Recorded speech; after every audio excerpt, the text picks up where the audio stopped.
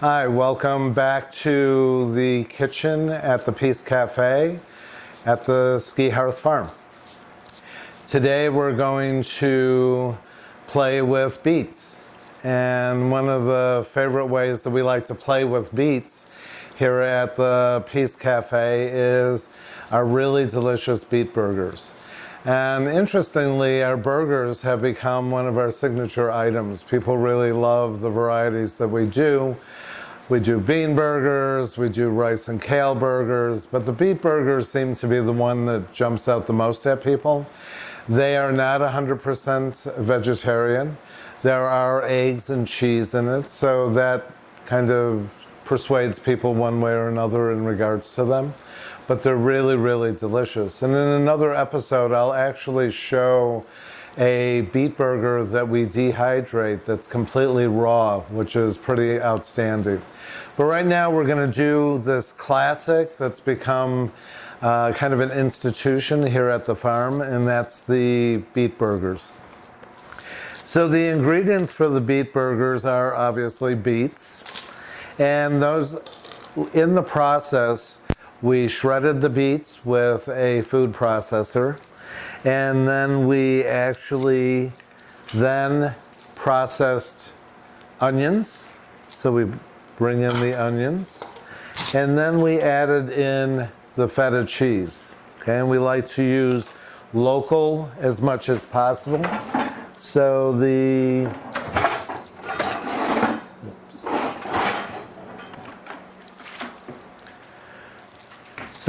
feta cheese that we use comes from Meadowstone Farm, our friends. The beets are from the farm. The onions come from down the street. Just not the right time of the year for the onions, but we do try to use as much, like I said, local as possible. So in this, we're mixing it, and then we're going to add in local eggs. We have garlic, chopped garlic goes into this. Fresh basil from the farm. Yum, yum, yum, yum, yum. And rolled oats, okay? If you want this recipe, we'll be posting it online. It's really easy. It's quite a hit with everybody, kids, everybody love it. I think we're going to add a little bit more.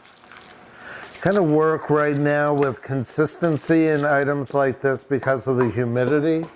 Sometimes things that you think are going to turn out drier are not going to. I made cookies yesterday that got a little soupy because it was a little warm out and a little humid.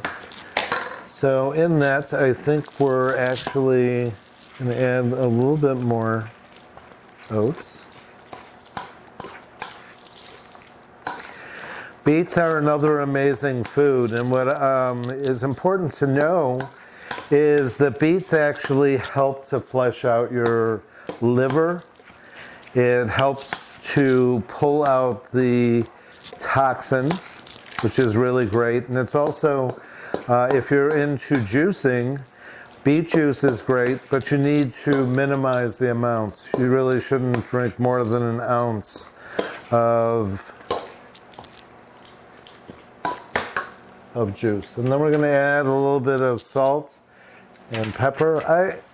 I'm kind of one of those chefs that likes to cook very intuitively. I use recipes, but then I like to really begin to kind of step into playing the alchemist, which is really fun. And as long as you've got the basics going on, it's pretty hard to create something that's going to be too awful. And you also have to kind of go with your own taste and what you're trying to accomplish. So I like pepper, I like salt. Salt and pepper are two of the most prevalent ingredients that I use. Salt is very essential in helping to translate flavors. It's also essential in our bodies. Okay, so then what you do is you're going to take the mixture and basically form it into a ball. Okay, and squeezing out the moisture.